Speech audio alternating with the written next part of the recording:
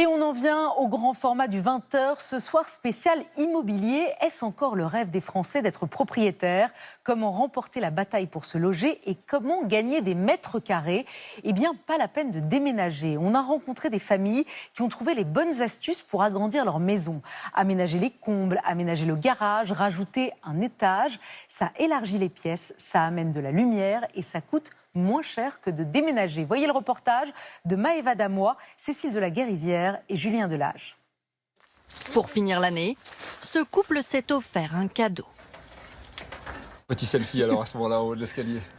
Un étage de plus pour leur maison.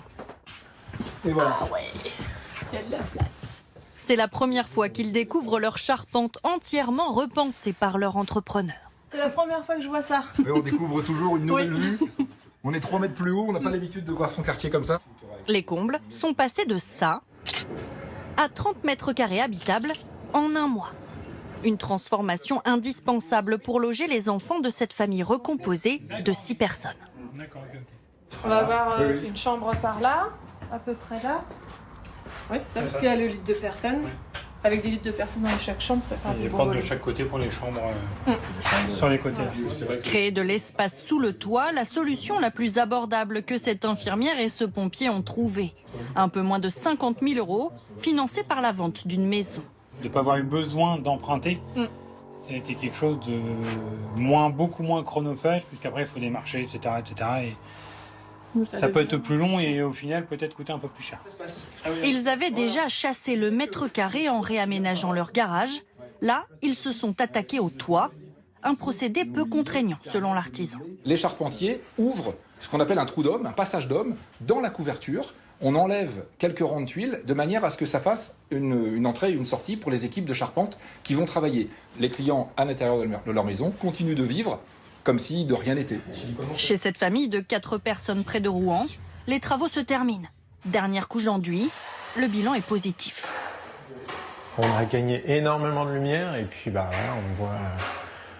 on voit tout ce qui se prépare avec bientôt l'escalier pour pouvoir monter là-haut, donc ça fait vraiment plaisir.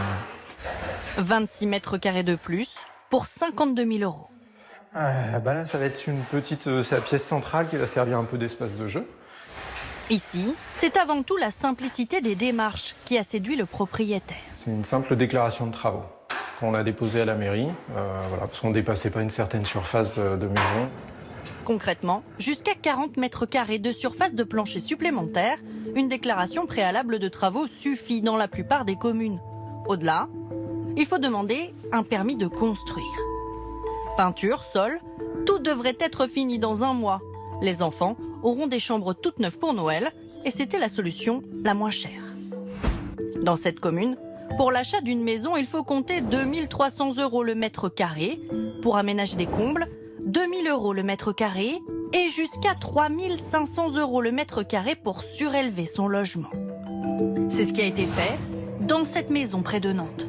Les propriétaires ne voulaient surtout pas déménager, alors ils ont fait rajouter un étage sur le toit. On est dans le palier et on va aller dans la chambre de ma fille. Donc c'est une chambre de 15 mètres carrés qu'on a prévue du côté du jardin parce qu'on aimait bien la vue. 2 pièces, une douche et un WC séparés, soit 35 mètres carrés de plus pour 110 000 €. Un investissement important avec ici une contrainte, limiter le vis-à-vis. On a repensé la taille des fenêtres et surtout leur hauteur pour que les voisins se sentent moins observés parce qu'on prend quand même de la hauteur. Ici, aucun problème, mais les voisins peuvent déposer un recours s'ils estiment que ce genre de travaux dévalue leurs biens. Dans ce cas, ils ont 2 mois à compter de la pose de ce panneau pour contester le projet.